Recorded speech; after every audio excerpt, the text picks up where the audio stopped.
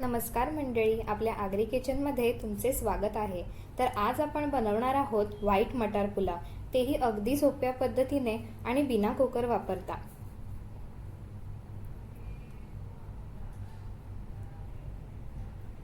तर हा मटार पुलाव बनवण्यासाठी एका भांड्यात मी 2 कप बासमती तांदूळ घेतलेला आहे।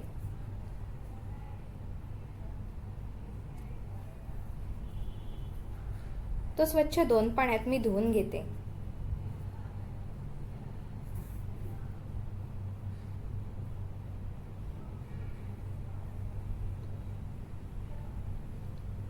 आता त्यात थोडे पाणी घालून मी 15 मिनिटं भिजवत ठेवणार आहे तांदूळ।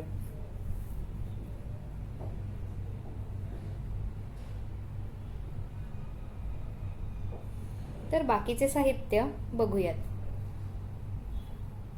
मी इकडे हिरवा मटार, बारीक चिरलेली कोथिंबीर, गाजराचे तुकडे, फरसबी, उभा चिरलेला कांदा, मिरची, आलं, तमालपत्र, हिरवी वेलची, काळी मिरी, लवंग, दालचिनी, जिरं आणि काजूचे तुकडे घेतलेले आहेत। सर्व साहित्याचे वजनी प्रमाण मी डिस्क्रिप्शनमध्ये मेन्शन केलेले आहे।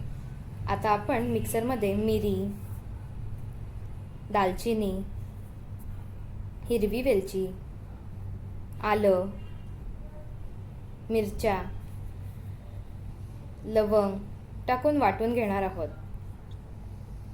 तर असा हा ताजा वाटलेला खडा मसाला तयार आहे। तर व्हाईट मटार पुलाव बनवण्यासाठी मी कढईत 1 पळी तेल घालून घेते।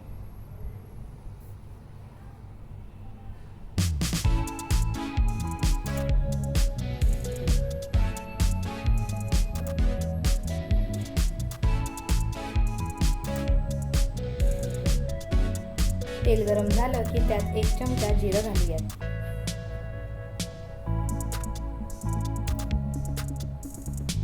त्यानंतर 3 तमालपत्र घालते।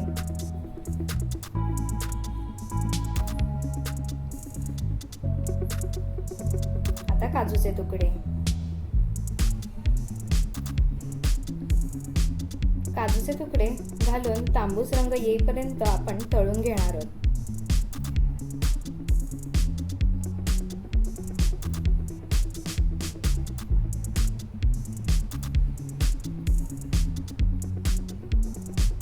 असे झाले पाहिजे। आता उभा चिरलेला कांदा घालून आपण 3 ते 4 मिनिटं मध्यम आचेवरच आपण हळूहळू परतून घेणार आहोत। कांदा जास्त परतून घ्यायचा नाही।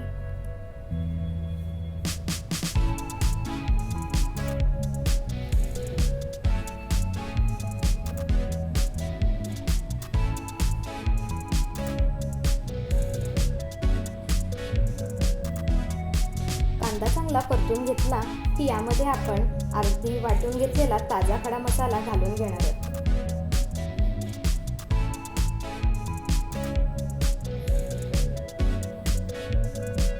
त्यानंतर भिजवलेला तांदूळ घालून मिक्स करून घेऊयात।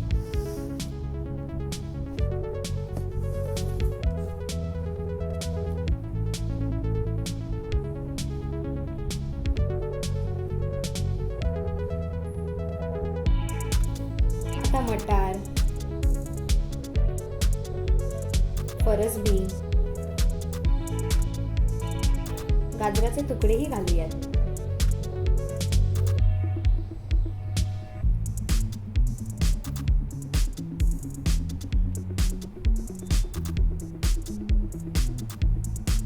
चवीनुसार मीठ घालू। अलगद हाताने मिक्स करूयात। यामध्ये 1.5 कप तांदळाप्रमाणे 3 कप गरम पाणी घातले आहे। शक्यतो गरम पाणीच घाला, जेणेकरून स्वाद टिकून राहील।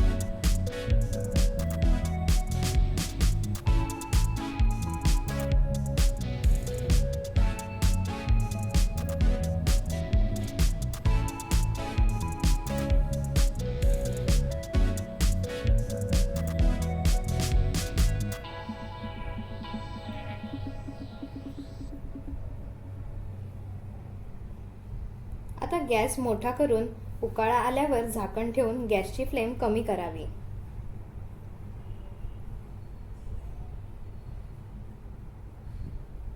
10 मिनिटांनी मी झाकण काढून घेते.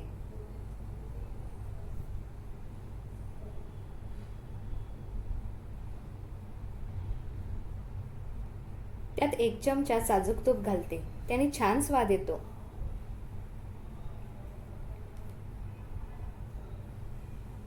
वरून बारीक चिरलेली कोथिंबीर देखील घालूया. आहा, आणि मंडळी, तयार आहे आपला मस्त व्हाईट मटार पुलाव.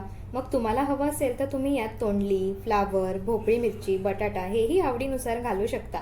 तर कशी वाटली ही रेसिपी मला कमेंटमध्ये नक्की सांगा. आवडली असेल तर लाईक, शेअर आणि सबस्क्राईब करायला विसरू नका. तर पुन्हा भेटूया अशाच मस्त रेसिपी घेऊन. धन्यवाद.